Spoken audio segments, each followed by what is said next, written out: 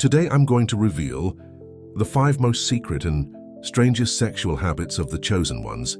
This isn't theory but lived reality, a truth most people would never dare admit. Because when it comes to sexuality, spirituality preaches purity, self-control and abstinence. But no one dares to speak of what really happens when a chosen soul tries to exist in a human body, vibrating at frequencies this world simply cannot withstand. This is the hidden side of the chosen ones, the one buried beneath layers of secrecy, desires that defy all logic, encounters of a cosmic rather than physical dimension, instincts that resonate like ancestral codes deeply embedded in your DNA. If you've ever felt that your sexuality doesn't belong in this world, stay until the end, because what I'm about to reveal could forever change your perception of yourself. Before going any further, click like to reinforce this spiritual frequency. Subscribe if you haven't already, and comment 99 below, because spiritually, the number 99 symbolizes the completion of a powerful cycle, and it's time for you to close yours. First habit, energetic sexual encounters with invisible beings. Have you ever woken up in the middle of the night, your heart pounding, your skin tingling, but the room was empty? Nobody there. Not a sound, not a touch. Yet you felt as if you'd experienced some intimate and inexplicable encounter. If this has ever happened to you, you're not crazy. You're not imagining things. You are simply experiencing one of the most hidden, misunderstood, and forbidden dimensions of the experience of being a chosen one. Many of them experience energetic sexual encounters with invisible beings, spirits, ancestors, guides, or entities from dimensions where the physical body is insignificant. These experiences defy all human logic. They require no permission. It simply happens, and when it does, the imprint is profound, not on the skin, but deep within the soul. You can remain still, eyes closed, when a wave of presence suddenly fills the room. You feel touched, kissed, embraced, but there is no physical hand. For some, it is a gentle magnetic attraction, like being enveloped in an aura of warmth and ecstasy. For others, it's like an intense, almost overwhelming surge of energy, as if an ancestral force has taken hold of a part of themselves they didn't know existed. These aren't ordinary dreams. They aren't figments of their imagination. They are profound spiritual unions that transcend the boundaries of time, space, and the physical body. It's the spiritual world choosing to merge with you, using your own body as a portal. But here's the secret. No one dares admit it. Not all the entities that seek you have pure intentions. Some come to heal, others to teach, and still others to feed. The chosen ones, endowed with heightened spiritual sensitivity, become magnets for the energies that roam the invisible realms. Your light attracts them, your energy attracts them, and your loneliness makes you vulnerable. That's why these encounters can be wonderful one night and exhausting the next. You might wake up full of energy, with vitality that lasts for days, or on the contrary, feel drained, overwhelmed, as if something had stolen you while you slept. In ancient traditions, this was never a mystery. Shamans, priestesses, and mystics knew that sexual energy is the purest form of life force. And when a person's body is aroused, it sends a signal, an energetic invitation to beings who operate beyond human perception. Some call them spiritual lovers. Others might warn you about energy parasites. But the truth is more complex. These encounters aren't accidental. They reflect your own inner vibration. They occur when your soul is searching for something, even if your mind doesn't understand what. But here's the danger no one talks about. Unconsciously opening these portals can lead you into spiritual complications you're unprepared for, because every energetic connection creates a link, a thread, a trace. And if you don't know how to purify yourself, to free yourself, you risk finding yourself carrying energies that don't belong to you. Energies capable of perverting your desires, your emotions, your very identity. This is the first hidden sexual habit of the chosen ones, the secret energetic exchanges that occur in the silence of the night with entities that see beyond your body, connecting to your essence. But now, I invite you to pause and ask yourself, have you ever felt a presence touch you in a way that no human being could? Have you ever woken up with the profound and inexplicable certainty of having been in contact with something from another world? For what I am about to reveal to you will be even more profound. The next habit isn't about what visits you at night. It's about an inner force that completely disconnects you from the physical world. And when this happens, you'll begin to understand why most of the chosen ones are trapped in a cycle of silent, involuntary abstinence. Don't move. The following revelation might explain years of confusion you've never dared to speak of. Second habit, silent abstinence imposed by the soul. Have you ever been face to face with someone you deeply desired? You felt the chemistry, the moment was perfect. But suddenly your body froze. Not out of fear or shame, but because of something deeper. Something whispering from the very depths of your being. Not now, not with this person. It's not rejection. It's not insecurity. It's the silent abstinence imposed by the soul.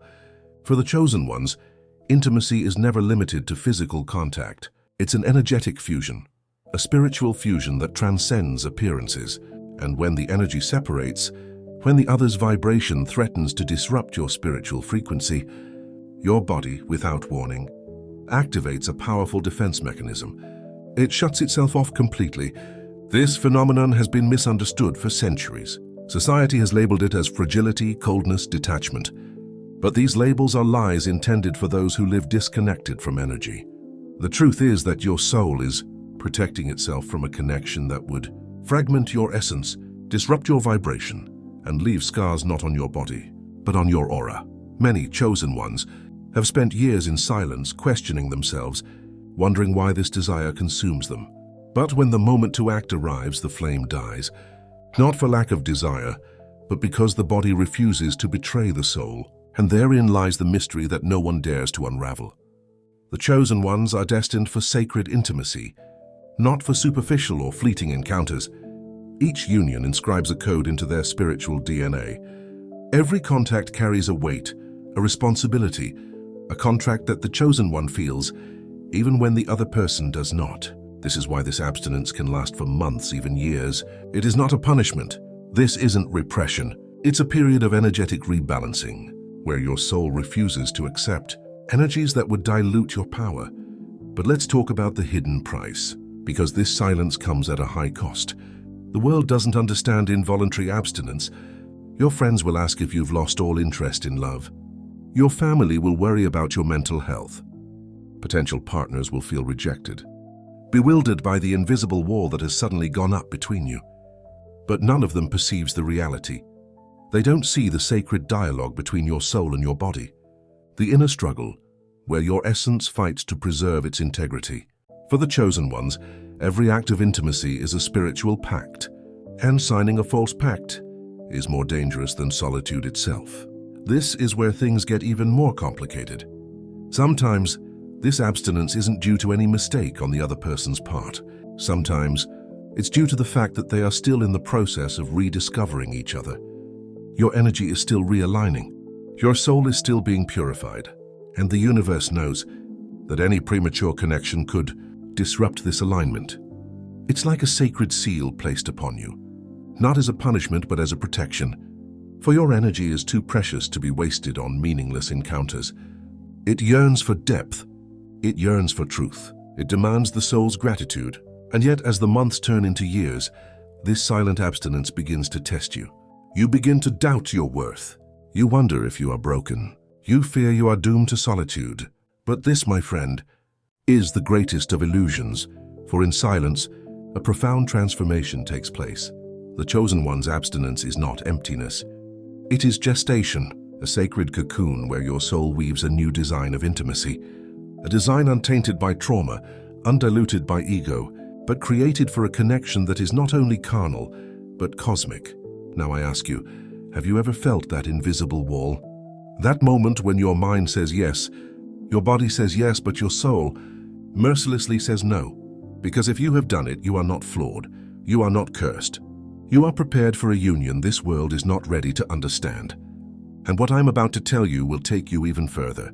For while some chosen ones remain abstinent for divine protection, others are irresistibly drawn to those who carry wounds they are not meant to heal. The next habit will reveal why your soul constantly attracts suffering, disguised as love.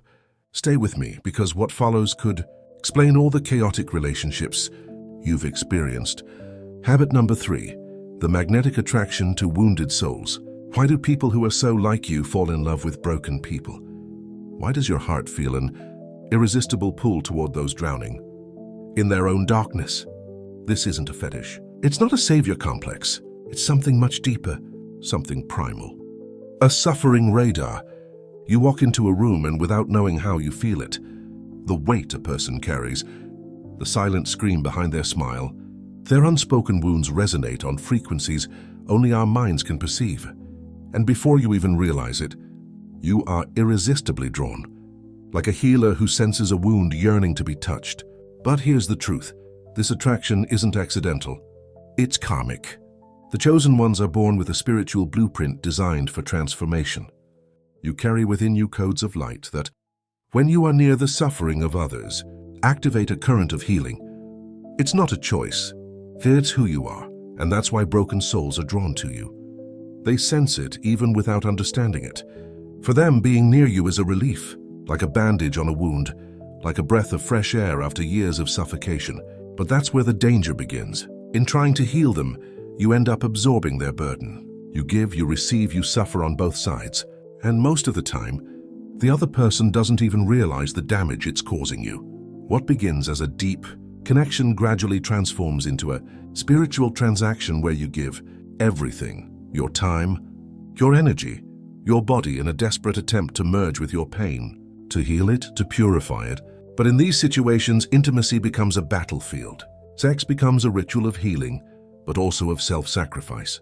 We delve into their wounds, hoping to mend them. But each touch, each embrace, leaves us more broken than ever. And when the mission is accomplished, when their fragments begin to come together, they often leave. Sometimes with gratitude, sometimes with indifference, but always with an indescribable emptiness. Because you didn't just give your affection, you gave pieces of your soul, fragments of yourself that you never got back. And it's this painful cycle that most of the chosen ones don't understand. You constantly attract broken souls because your energy is always sending the message, I can heal you. It's an unconscious signal, a beacon calling to every wounded heart. And the more you heal others, the more unworthy you feel of receiving that same healing in return. But it's crucial to understand this. Not everyone you heal is meant to stay. Not everyone you help heal is necessarily your soulmate. Some enter your life not seeking love but correction. Their goal is to receive, yours is to liberate. But if you don't recognize this pattern, you'll remain trapped in a vicious cycle of intense and chaotic relationships. Each one will leave you a little more exhausted, a little more disconnected from your true self. And yet there is another dimension that few dare to confront. Sometimes it's not about them. Sometimes it's about you. You are not only drawn to their suffering, you are drawn to your own reflection in their wounds, because deep down a part of you believes that by healing them, you will ultimately heal yourself. It's an unspoken agreement, a silent hope, that by mending their wounds one can heal one's own. But this is the greatest of illusions, for one cannot heal oneself through the redemption of others. One cannot soothe one's own wounds by soothing theirs. True healing begins when one ceases to view relationships as rescue missions. So ask yourself, how many times have you confused intensity with connection? How many times have you mistaken chaos for passion? How many times have you burned your wings trying to ignite the flame in someone else? The magnetic attraction of the chosen one to wounded souls is not a curse. It is a sign of your healing power. But when this power is abused, one ends up sacrificing one's own peace. And here's the paradox. This attraction to fragility doesn't always manifest itself in human relationships. Sometimes it manifests itself through ancestral rituals, practices where sex becomes a sacred invocation, a ceremony not to heal others, but to awaken latent forces within oneself. And what I'm about to reveal is the secret that transforms ordinary intimacy into rituals of energetic transmutation, where the chosen ones cease to be healers for others and become the architects of their own spiritual rebirth. Prepare yourselves, for the practice that follows will open the doors to a dimension of sexuality that modern society is afraid even to name. Fourth habit, sexual rituals as portals for energetic activation. For most, sex is just a moment, an escape, a brief explosion of pleasure limited to the body. But for a select few, sex is not a moment. It is a portal. It is a ceremony where the physical is transformed into alchemy, a sacred ritual where energy is not only exchanged, it is activated. She is transformed. She is liberated into unspeakable dimensions. You see, the chosen ones were never meant to experience intimacy as the world experiences it. Every caress, every breath, every orgasm is not just a simple sensation. It is a spell cast. Long before modern society reduced sex to mere entertainment, ancient civilizations understood its true power. Moon priestesses, tantric mystics, shamans of forgotten tribes all knew that when a chosen soul unites the sacred feminine and the sacred masculine in conscious union, it experiences far more than mere pleasure. It opens portals. Candles are far more than just a source of ambience. These are beacons pointing to the spiritual world. Crystals are not merely aesthetic stones. They are frequency amplifiers intentionally placed on the body to channel specific energies. Mantras are whispered not to seduce, but to invoke forces that transcend this reality. During these rituals, the sexual act becomes a sacred construct. Every movement is deliberate. Every rhythm is a language. Every breath is a key that unlocks the depths of the soul. And orgasm, the climax, is not an end. It is the point of ignition, a cosmic explosion where the ego dissolves and the chosen one becomes pure vibration, connected to all that exists. But it is there that the hidden truth resides. This power is dangerous because opening energy portals through sexuality is not a game. It's not a passing fad. It must not be approached without respect. When practiced unconsciously, under the influence of the ego, this practice can attract forces that are not ready to be controlled. You may think you are simply experimenting, but in reality, you risk inviting entities that seek not to heal but to feed. This is why throughout history, these rituals have only been passed down to those who were prepared, to those who had tamed their shadow selves, to those who understood that sex is not only about taking, but also about giving. In the hands of a conscious and chosen person, sexual energy becomes a tool for manifestation, a weapon of healing, a bridge between worlds. But in the hands of a spiritually fragile person, this becomes an open door to chaos, where unresolved traumas take control of the ritual and, instead of ascending, the soul finds itself trapped in cycles of addiction, confusion, and energetic entanglements. This is why many chosen beings, even without knowledge of these ancestral practices, naturally feel the need to ritualize intimacy. Light a candle before the union, breathe in sync, visualize colors, symbols, sacred objects.